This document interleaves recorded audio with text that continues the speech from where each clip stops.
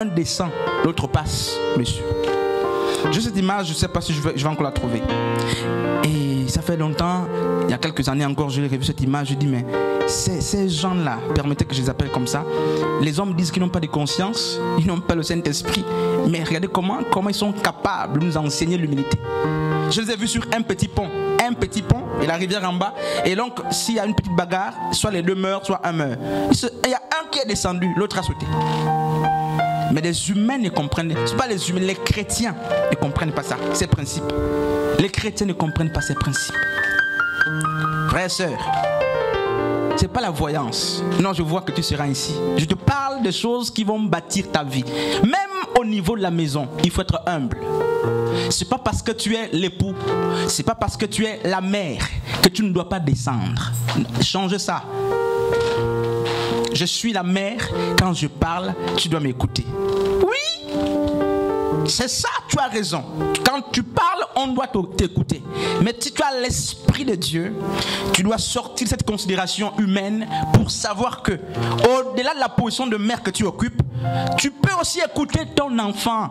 Tu laisses l'enfant t'instruire. Est-ce que tu es fort d'instruire? Écoute aussi comment l'enfant peut t'instruire.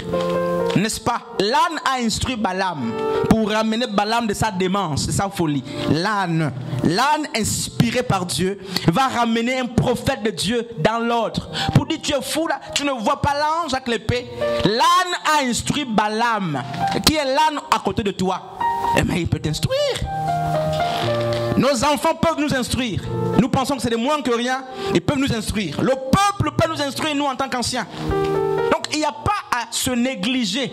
Il n'y a pas de position de force ou de rapport de force à faire. Apprenons à nous humilier. Frères et sœurs, apprenons à nous dépouiller. Je sais très bien chanter, mais je me fasse, je me mets derrière le dos, dans le dos des autres. Parce que l'objectif dans un groupe comme ça, c'est quoi? C'est pas pour être vu. Je ne chante pas pour qu'on me voit. Moi, George qui chante. Moi, Teddy qui chante. Je ne m'adresse pas à vous, hein, ce sont des exemples. Je peux changer de nom même pour éviter. Mais l'objectif, c'est que le groupe soit vu. Voilà l'objectif. En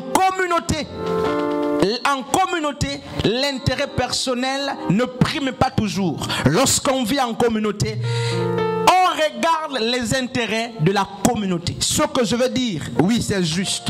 Mais qu'est-ce que ça fera dans le cœur de la sœur Doriane? Qu'est-ce que ça fera dans le cœur du frère Bécalé? Qu'est-ce que ça fera dans le cœur de Chiron? Non, ça va détruire. Alors je me préserve, je me ferme de dire ce que je veux dire. Je ne suis pas lâche. Ce n'est pas de la lâcheté, c'est de la sagesse. Peut-être faut-il que j'attende, ou dirais-je, il faut que je patiente un autre moment pour sortir ce que j'ai envie de dire. Non, il est lâche. Il ne dit pas ce qu'il pense. Il est faible. Ce n'est pas une faiblesse.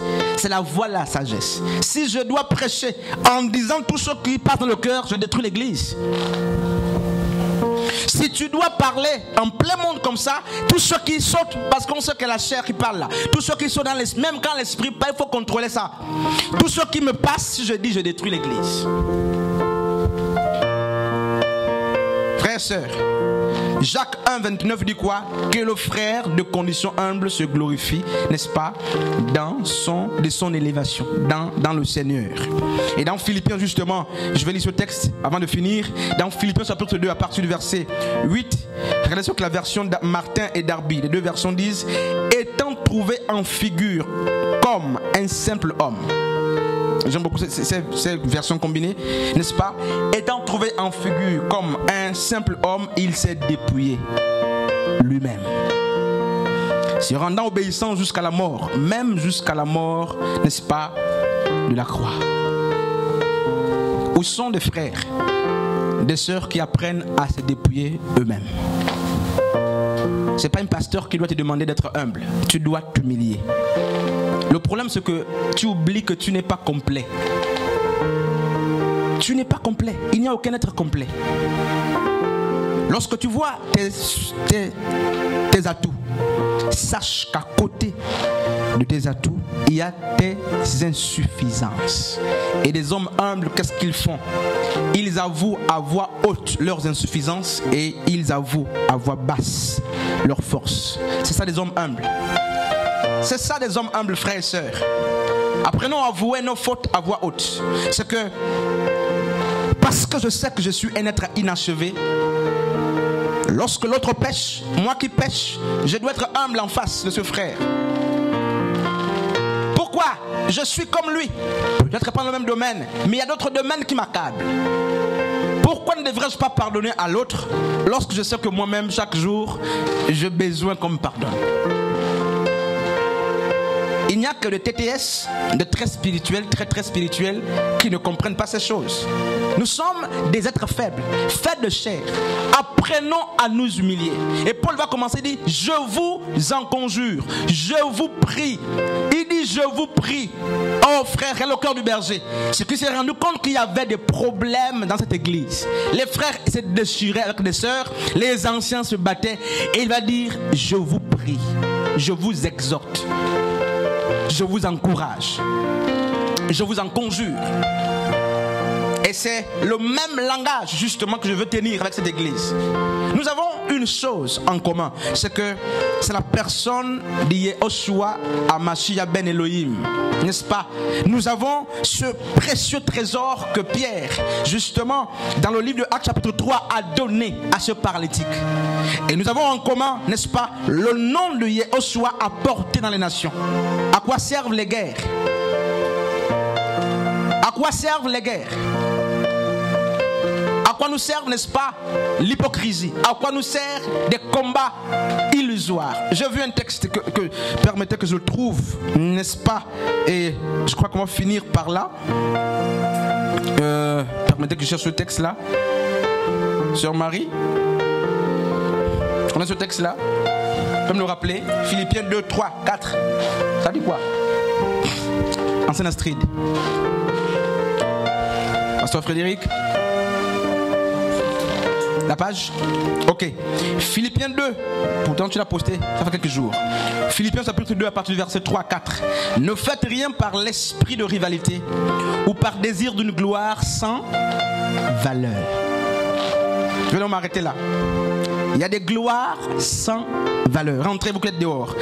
Paul dit, ne faites rien par l'esprit de rivalité ou par désir d'une gloire sans valeur. Ailleurs on dit, par désir d'une vaine gloire.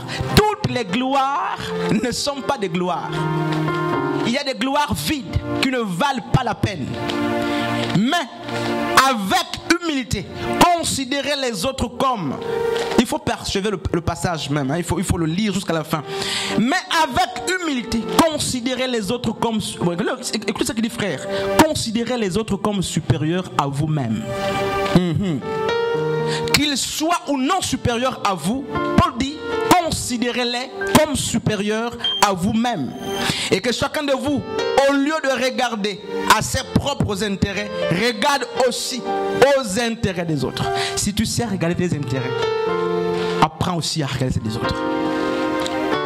Combien de fois tu regardes tes intérêts en pensant aussi à ceux des autres? Considérez les autres comme au-dessus de vous. C'est possible? Oui, c'est écrit, c'est possible. Et c'est seulement l'humilité qui peut nous amener là. C'est que quel que soit ton bagage, tu peux diminuer. Au-delà de la diminution ou le fait de se soustraire, il dit, je dois considérer Teddy comme au-dessus de moi. Écoutez comment c'est fort. Donc, je suis avec Violette. On me dit, tu dois considérer Violette comme au-dessus de toi. Quand bien même tu sais que c'est ta fille, ta petite soeur, sur tous les plans. Écoutez comment c'est fort et c'est profond. Qui parmi nous est encore capable de considérer son prochain comme au-dessus de lui? Je ne dis pas de prendre quelqu'un qui est au-dessus de vous et de comparer. Non, c'est pas, c'est facile. C'est facile. Considérez les autres, pas à votre niveau. C'est pas ce qu'il dit. Il dit considérez tous les autres comme étant au-dessus de vous. Tu as ta connaissance, tu en es conscient. Mais il dit, à cause de l'unité ou à cause de l'humilité qui doit nous amener à préserver l'unité, les autres sont supérieurs à moi. Leur connaissance est au-dessus de la mienne. Leur prestation est au-dessus de la mienne. Ce qu'ils font dépasse ce que je fais. Voici l'unité, frères et sœurs. Et si tu comprends ça, Si l'Église peut justement imprimer cette valeur de l'humilité dans les cœurs, en vérité, nous verrons l'éclosion de l'unité de la foi. La foi souffre, l'unité de la foi manque parce que l'humilité a disparu. Amen. Amen. Je vais m'arrêter là.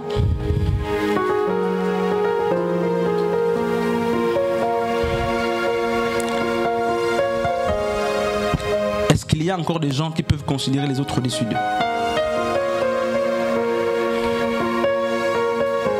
Est-ce qu'il y a encore dans l'Église des personnes qui peuvent se soustraire, c'est-à-dire refuser de mettre en avant leur bagage pour préserver? Ce n'est pas de la lâcheté. L'objectif, c'est de préserver.